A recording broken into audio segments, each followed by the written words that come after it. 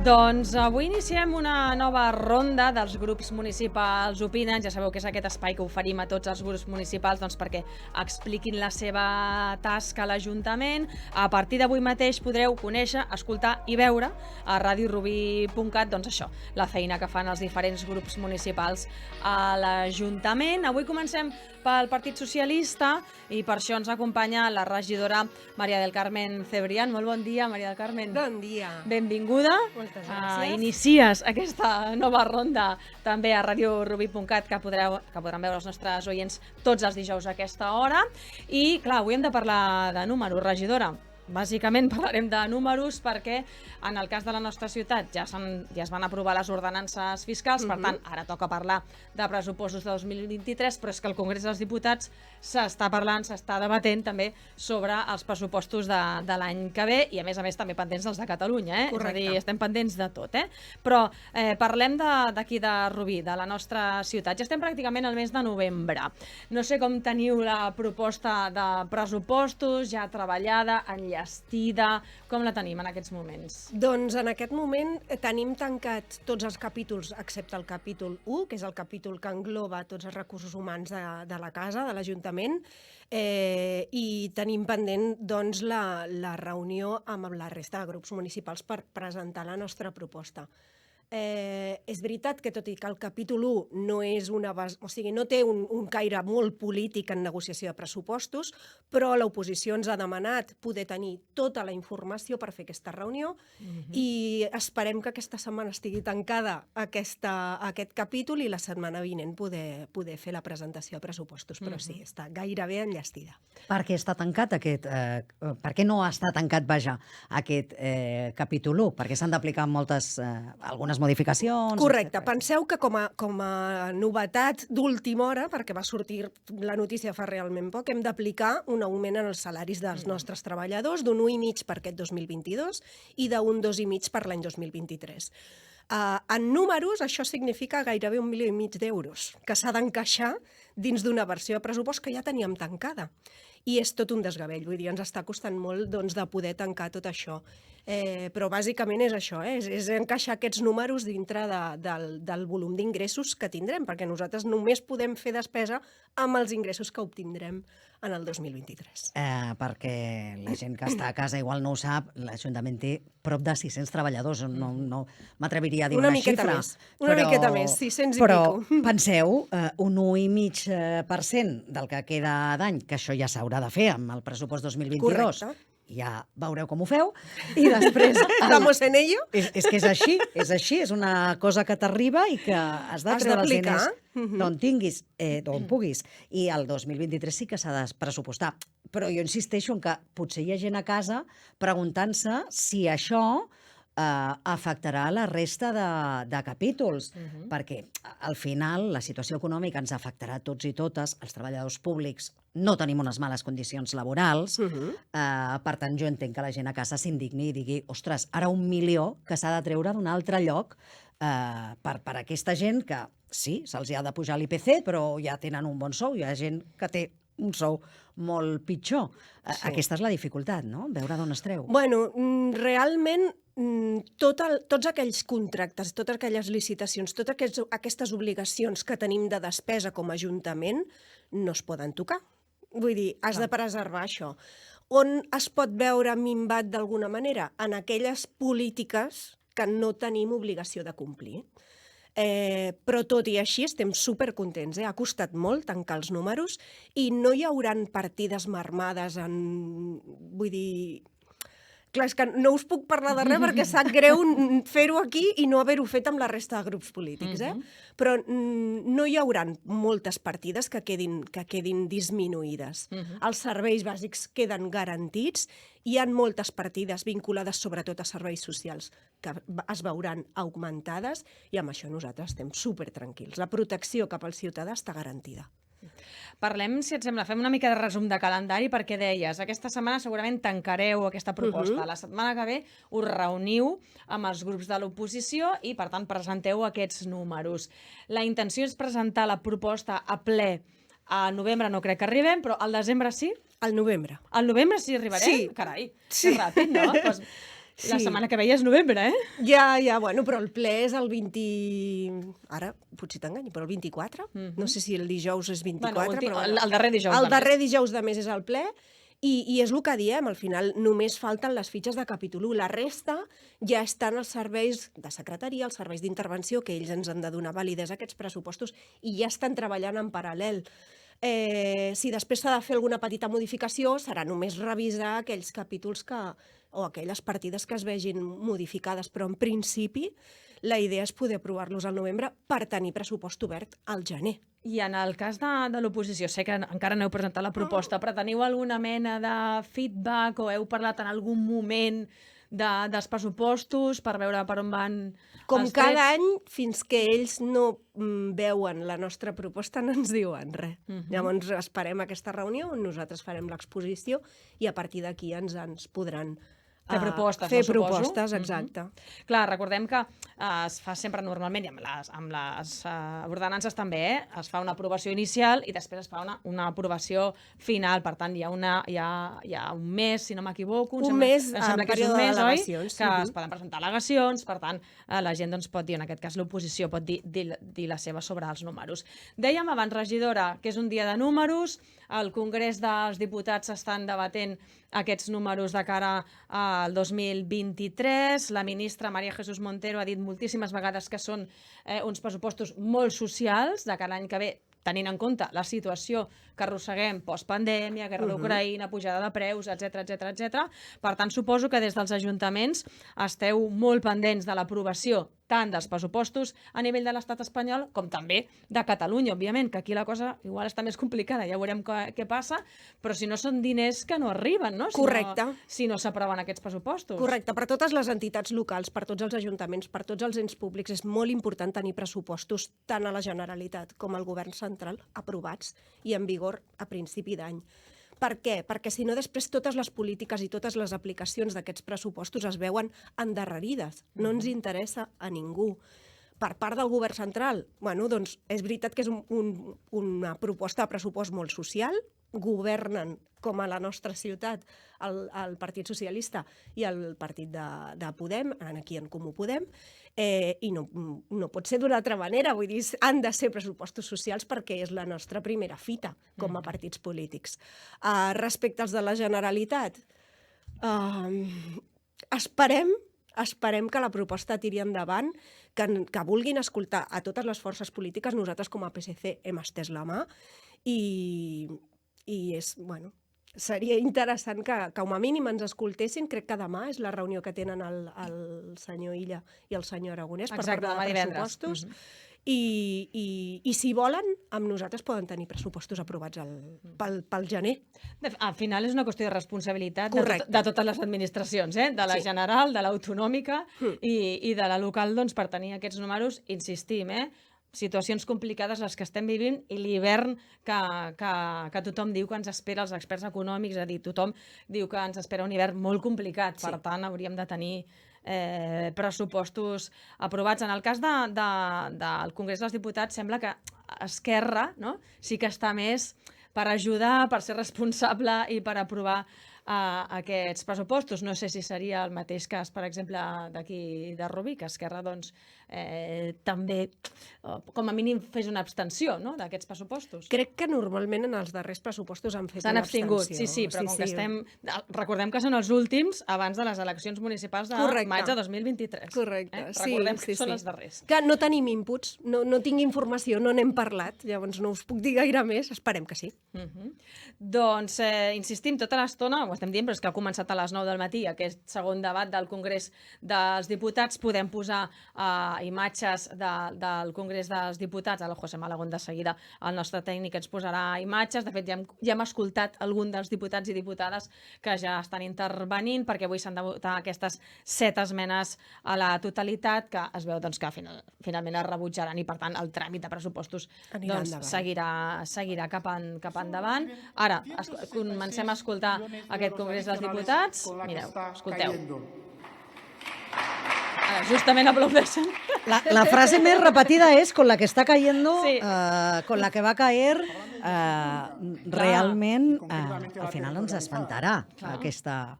La inversión presupuestada en Cataluña equivale al 17,2% del total, un poco lejos de cumplir la disposición adicional tercera del Estatut de Cataluña.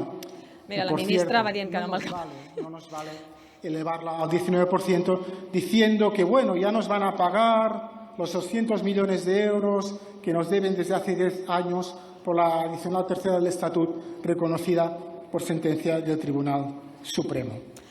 Quan hi ha aquestes negociacions de pressupostos, al final surten les friccions, lògicament, entre partits, però fins i tot entre institucions. És a dir, ara doncs, s'està retraient el govern central si destina diners o no a Catalunya i, de fet, aquesta tarda hi ha ple i una de les mocions que es presenten, doncs, no sé si dir que és un retret, però en tot cas sí és un passacomptes amb la Generalitat per dir tot això és el que no hem pogut fer o no ens heu donat diners per fer, no? Bueno, entenc que parlem de la moció d'educació, Sí, que presentem el grup municipal socialista i el grup municipal d'en Comú Podem, i sí, es pot veure com un retret, però realment és una reclamació que no ve només des de la vessant política, sinó que ve iniciada pels centres educatius, pel professorat, per les direccions, però sobretot per les famílies, amb el greuge que ens estem trobant a la nostra ciutat respecte tant a les inversions com a la dotació econòmica de segons quines necessitats que any rere any s'estan reduint a la nostra ciutat. I estem en un moment molt complicat, molt, molt complicat. Què diu en aquest llistat? Entenem que diu Escola del Bosc, perquè fa poc es va parlar de la construcció de 21 centres i d'un pressupost de 98 milions d'euros per construir centres a tota Catalunya, i de nou no estava l'Escola del Bosc, però entenc que no estem parlant només d'edificis, estem parlant, recentment també hem parlat de serveis tan necessaris com el suport a l'escola inclusiva.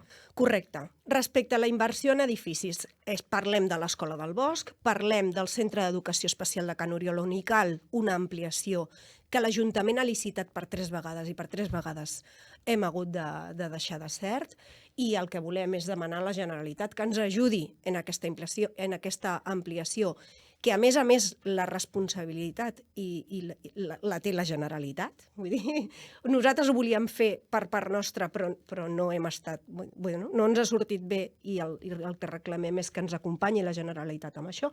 Parlem del Montessori també, on hi cal una ampliació del gimnàs, i parlem de la Xola. La Xola és un edifici molt antic on s'hi requereixen moltíssimes intervencions parcials, però que no estan sent suficients perquè la vida dels infants que hi acudeixen en aquest col·legi sigui còmoda.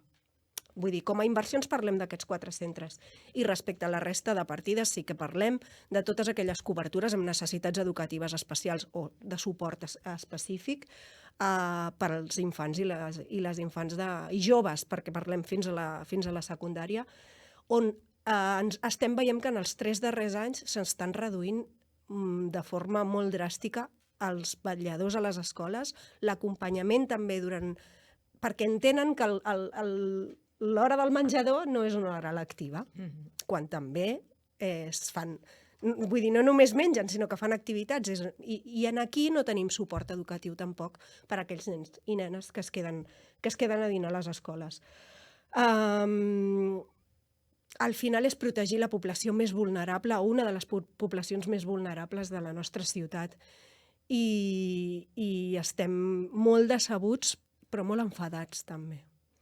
Clar, és que si em permeteu afegir, es parla molt d'escola inclusiva i no podem tenir una escola inclusiva si no tenim gent especialitzada, vetlladores i d'altres tipus, o vetlladors i d'altres tipus de professionals que treballen, hi ha equips de psicopedagogs, és a dir, hi ha molta gent que ajuda a criatures i a joves, com tu bé deies, perquè també parlem d'instituts que necessiten aquesta ajuda per poder tirar endavant els seus estudis. Això sorgeix bàsicament arrel de la queixa d'unes famílies d'un institut de la nostra ciutat, de primer d'ESO, on quan arriba el primer de curs, amb un volum de nens amb trastorn autista, es troben sense cap vetllador en el centre per ells. Vull dir, és horrible, horrible. Feies referència al tema del menjador, dels vetlladors o d'aquest suport que necessiten alguns nens i alguns nois, i realment des del sector més sanitari, precisament el que es diu és tots els moments són moments educatius. És a dir, Correcte. Exacte. I les extraescolars, tot. el menjador és un moment educatiu. L'entrada i sortida de l'escola és un moment educatiu. Pels nens que tenen unes necessitats educatives especials i pels seus companys. Clar. El transport escolar És un moment educatiu.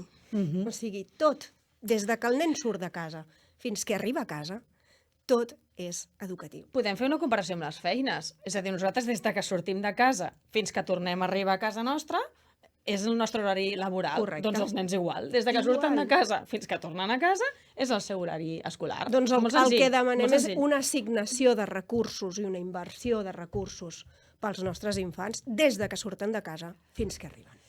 Dèiem que aquesta tarda hi ha ple, aquesta moció es presentarà com a equip de govern, però a més, sempre expliquem que a les sessions plenàries hi ha a vegades modificacions pressupostàries que es necessiten doncs, per fer determinades inversions, per fer millores, fins que no tens el pressupost aprovat. I en aquest cas, aquesta tarda n'aprovareu, per exemple, per fer millores a l'espai Creixença o a l'escola Bressola Bruna, enllaçant una miqueta amb el que estàvem parlant d'educació, no?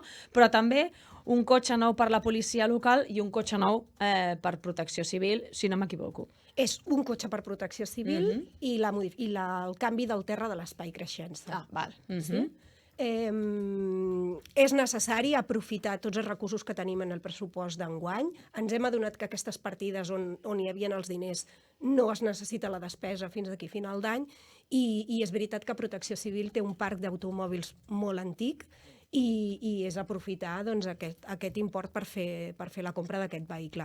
I respecte a l'espai Creixença, doncs, el terra no és l'adequat per infants de 0 a 3 anys, que són els usuaris d'aquest espai, i fem aquesta millora, que potser tampoc hauríem de fer nosaltres. Tot el que es considera inversió, la competència la té la Generalitat.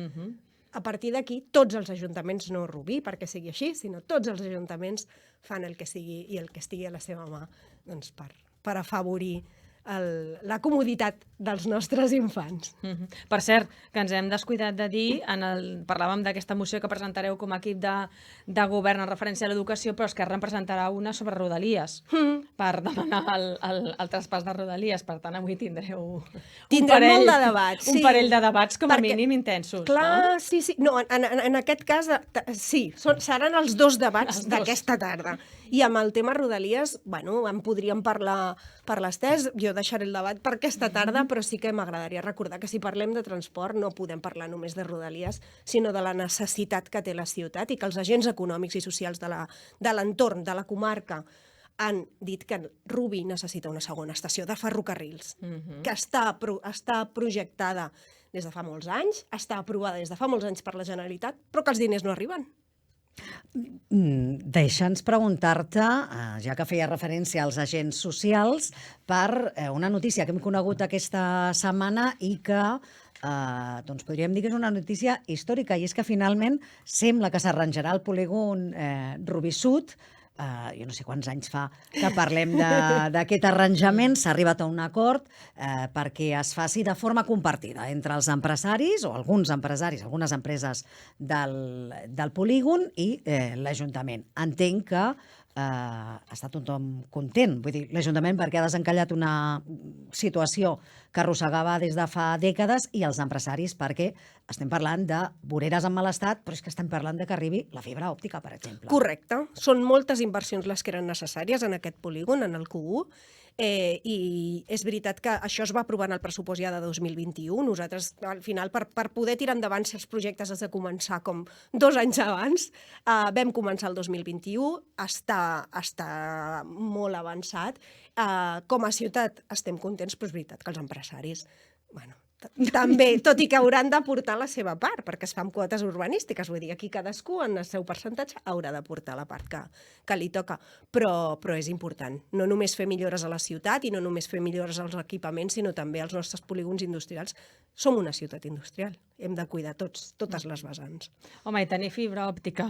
Sí, clar. a les empreses... essencial, bàsic. L'any 2022 Correcte. seria necessari, Sí. absolutament. Doncs també ens agradaria preguntar-te, ja que et tenim aquí, per una informació que també hem conegut sobre l'avinguda de l'Estatut. Ja sabeu que s'ha presentat una part als Next Generation, ja vam parlar en el seu moment amb el regidor Rafa Hueto, però a més s'ha tret a concurs públic un contracte per redactar tot el que seran unes obres per poder fer un carril bici com una de les, diguéssim, primeres mesures de pacificació abans d'intentar que tota l'avinguda estigui pacificada i, per tant, rubinencs i rubinenques doncs, puguin anar en bicicleta, en patinet, com vulguin, per l'avinguda de l'Estatut, i en bicicleta segur, perquè està projectat, aquest carril bici que comentem. Sí, bueno, és un dels grans projectes, de les grans obres que portem anys parlant com a govern, i mica en mica anem fent passos endavant. Bueno, doncs la redacció d'aquesta part, d'aquest carril bici per l'Avinguda de l'Estatut, comença ja. El veurem molt més endavant, perquè entre que fas la licitació de la redacció del projecte, després es redacta el projecte, després s'aprova, es liciten les obres, i comencen les obres, passa un any i mig, 2. Bueno, els tempos són molt exagerats, però és necessari i és una de les primeres actuacions de pacificació d'aquesta via. Doncs, regidora, moltíssimes gràcies per venir fins aquí, per explicar-nos tots aquests temes. Veurem què passa amb aquests pressupostos, amb aquesta reunió de la setmana que ve amb l'oposició, com que aniran passant per aquí tots els partits de l'oposició. La setmana que ve vindrà, per exemple, li toca Esquerra Republicana, els anirem preguntant per aquests pressupostos i per si faran propostes o no, o aviam què és el que votaran en el ple de novembre. Correcte. On es presentarà la proposta de pressupostos. Moltíssimes gràcies, regidora. Gràcies a vosaltres. Que vagi molt bé. Adéu.